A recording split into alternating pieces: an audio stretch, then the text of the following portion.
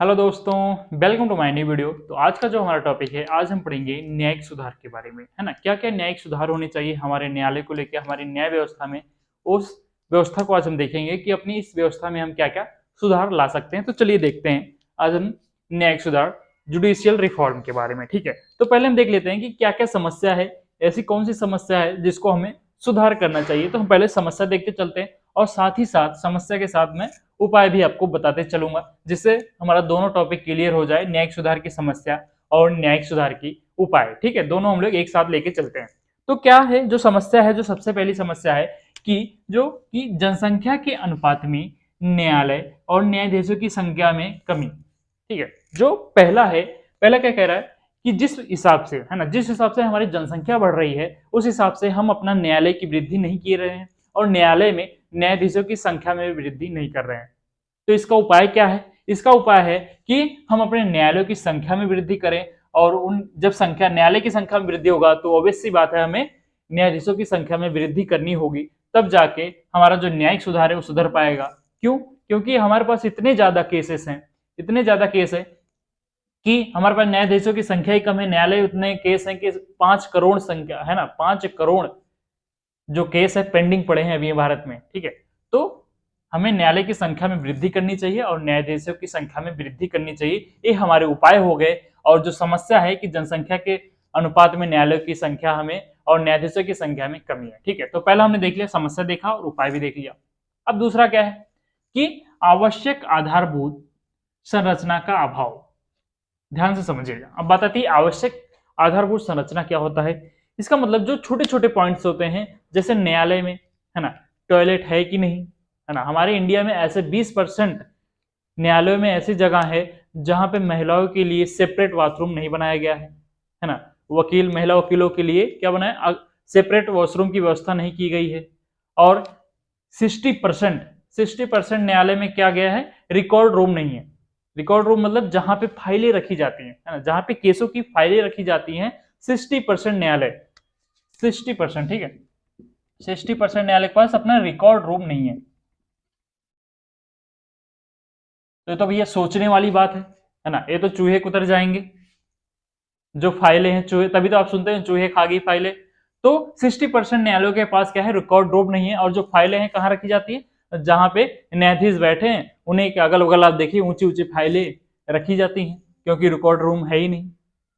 तो इसका जो उपाय है क्या होना चाहिए कि आधारभूत संरचना के क्या करें, सही करना चाहिए, है ना। रिकॉर्ड रूम बनवाना चाहिए, वॉशरूम बनवाना चाहिए, अन्य सुख सुविधाएं देनी चाहिए। तो ये हो गया दूसरी समस्या और उपाय हमने देख लिया, है ना, कि रिकॉर्ड रूम जैसी समस्या दूर करनी चाहिए। तीसरा है कि महिलाओं की अपर्याप्त भागीदारी। बहुत इंपॉर्टेंट पॉइंट है कि महिलाओं की अपर्याप्त भागीदारी मतलब महिलाओं की संख्या में कमी है न्यायालयों में, है ना। जैसे कि हम क्या बात करते हैं, हमारे इंडिया में 50% लगभग महिलाएं हैं। तो हम क्या बात करते हैं कि हम बराबर चलेंगे, है ना, पुरुष और महिला को साथ में लेके चलेंगे। तो लेकिन यहाँ पे ये देखने को नहीं मिलता है। क्यों? क्योंकि हम देखते हैं कि सुप्रीम कोर्ट में महिलाओं की संख्या 4.5% है ना। जो न्यायाधीश हैं सुप्रीम कोर्ट में 4.5% है, और जो हाई कोर्ट में हम देखें तो 11% है। ठीक है, आप 1% आधा परसेंट ऊपर नीचे कर सकते हैं, 4.5 5.5, लेकिन इससे क्या पता चला, बहुत कमी है ना। जैसे महिलाओं की संख्या अगर 50% है तो महिलाओं की जो भागीदारी है, जो सुप्रीम कोर्ट या हाई कोर्ट में जो भागीदारी, इसकी भी संख्या में वृद्धि होनी चाहिए, है ना। इसकी संख्या में वृद्धि होनी चाहिए। जैसे अभी अभी हम लोग नहीं पढ़े परिवार न्यायालय, जब हम लोग पढ़ेंगे तो उसमें अगर परिवार न्यायालय में अगर महिला को न्यायाधीश बनाया जाए तो एक अच्छा ऑप्शन हो सकता है ना। ऐसा नहीं है कि पुरुष अच्छे निर्णय नहीं ले सकता है, लेकिन अगर परिवार न्यायालय में अगर महिला को न्यायाधीश बनाया जाएगा तो ज्यादा उचित रहेगा। ठीक है, तो क्या है कि महिलाओं की अपर्याप्त भागीदारी है। सुप्रीम कोर्ट में 4.5% है, हाई कोर्ट में 11% है, तो ये ना के बराबर है लगभग। तो इसका जो उपाय है कि महिलाओं की संख्या में क्या करनी चाहिए, वृद्धि करनी चाहिए, है ना। न्यायाधीशों, महिला जो न्यायाधीश है उनकी संख्या में वृद्धि करनी चाहिए, सुप्रीम कोर्ट, हाई कोर्ट। और कुछ जगह देखा जाता है जैसे जिला न्यायालय, कुछ निचली अदालत में ऐसे कुछ राज्य हैं जहां पे 33% सीट महिला के लिए रिजर्व कर दी गई है। लेकिन बस कुछ राज्य हैं ना, सभी जगह नहीं है, कुछ राज्य ऐसे हैं जहां पे 33% सीट महिलाओं के लिए रिजर्व कर दी गई है, जहां पे महिला न्यायाधीश बनेंगी। लेकिन सुप्रीम कोर्ट और हाई कोर्ट में ऐसी समस्या है तो इसको क्या करना चाहिए, दूर करना चाहिए। इनकी अप्रत्यक्ष भागीदारी में क्या बढ़ोतरी करनी चाहिए सुप्रीम कोर्ट हाई कोर्ट में। ठीक है, तो हमने तीसरा पॉइंट देख लिया। चौथा क्या है, लंबित वाद अधिक। लंबित वाद मैंने बताया था आपका मुकदमा हो गया, वाद मतलब मुकदमा हो गया कि लंबित बहुत समय लगता है, किसी भी मुकदमे के लिए बहुत ज्यादा समय लगता है। क्यों लगता है उसका भी कारण है ना। क्यों लगता है, क्योंकि हमने पहले देखा न्यायालय और न्यायाधीशों की संख्या में कमी है, इसलिए फाइलें इकट्ठी होती जाती हैं, इसलिए समय लगता है।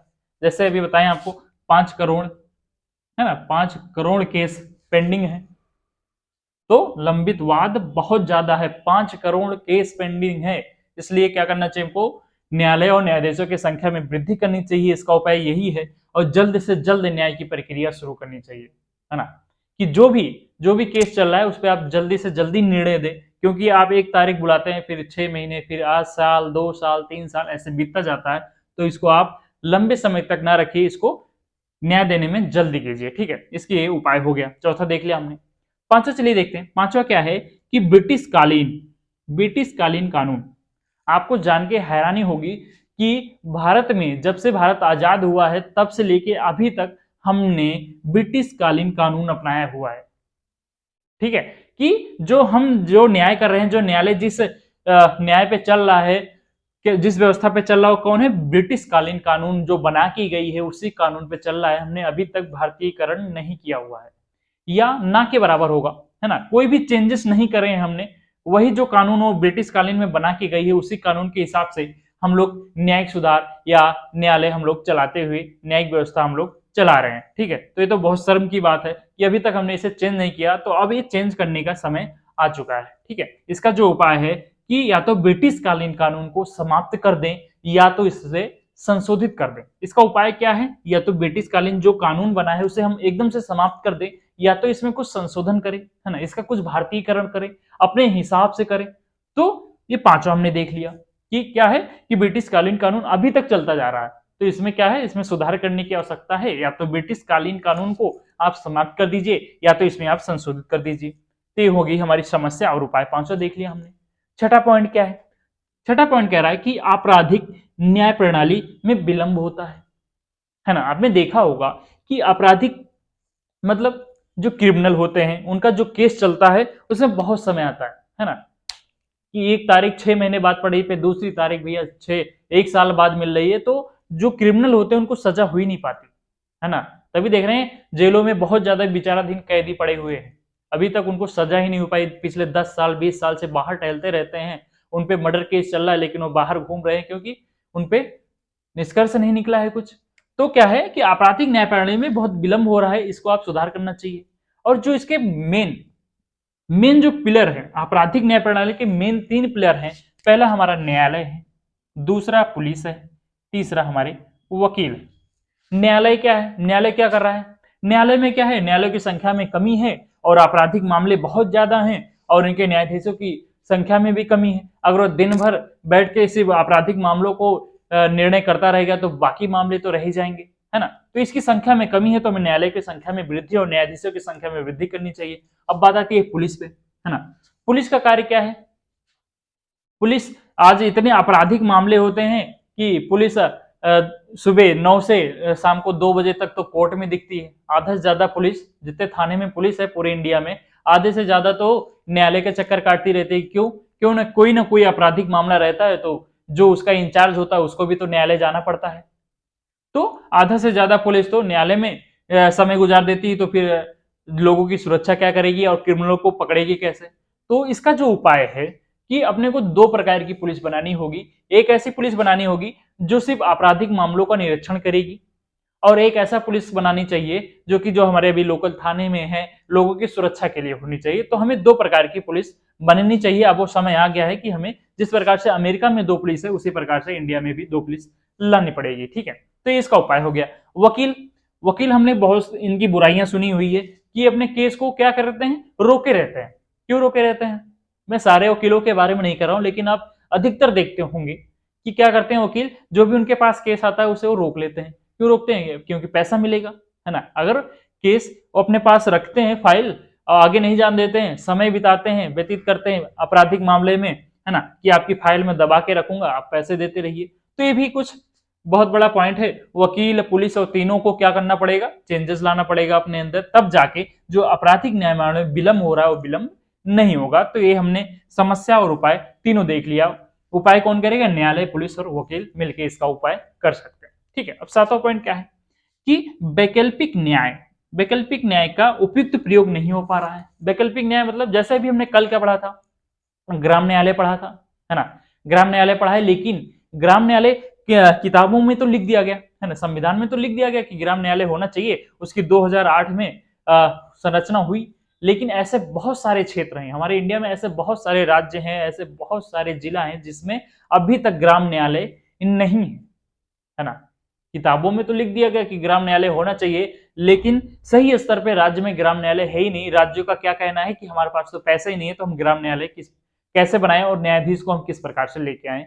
तो हम वैकल्पिक जो न्याय है हमारे, जैसे परिवार न्यायालय, ग्राम न्यायालय, इन सब का तो हम उपयोग सही प्रकार से कर ही नहीं पा रहे हैं। तो इसका जो उपाय क्या है, ये तो हमारी समस्या होगी कि वैकल्पिक न्याय का हम उपयुक्त प्रयोग नहीं कर पा रहे हैं। इसका जो उपाय है कि राज्यों को आदेश देना चाहिए कि आप अपने राज्य में क्या बनवाएं, अपने राज्य में ग्राम न्यायालय बनवाएं और परिवार न्यायालय का भी निर्माण करें, तब जाके आप वैकल्पिक न्याय का उपयुक्त प्रयोग कर पाएंगे और लोगों तक आप पहुंच पाएंगे। ठीक है, तो ये सातवां देख लिया। आठवां पॉइंट क्या कहता है कि पर्याकात्मक सुधारों का अभाव। पर्याकात्मक सुधार मीन्स कि जिस प्रकार से न्यायालय कार्य कर रही है, जिस व्यवस्था पे न्यायालय कार्य कर रही है और जिस प्रकार से करती है, उसमें क्या है, अभाव है ना, कि जिस प्रकार से प्रक्रिया मतलब स्लो चल रही है ना। 5 करोड़ केस पेंडिंग है, स्लो के कारण ही तो है पेंडिंग, है ना। और ये भी कारण है कि न्यायाधीशों और न्यायालय की संख्या में भी कमी है, तो इसकी प्रक्रिया में भी सुधार लाना पड़ेगा, कुछ चेंजेस करने पड़ेंगे, कि ऐसा चेंजेस जिससे कोई भी केस आए उसमें आप जल्दबाजी कर सके और उसका निर्णय सही तरीके से आप दे पाए। तो आज हमने देखा न्यायिक सुधारों की समस्या हमने समझ ली और उसके क्या क्या उपाय भी होने चाहिए, साथ साथ हमने उपाय भी समझ लिया। आई होप आज का वीडियो आपको अच्छा लगा होगा। अगर आज का वीडियो आपको अच्छा लगा तो वीडियो को आप लाइक कर दीजिए, चैनल को आप सब्सक्राइब कर लीजिए और अपने दोस्तों के साथ जरूर शेयर कीजिए। मिलते हैं कल नेक्स्ट वीडियो में। Thank you guys.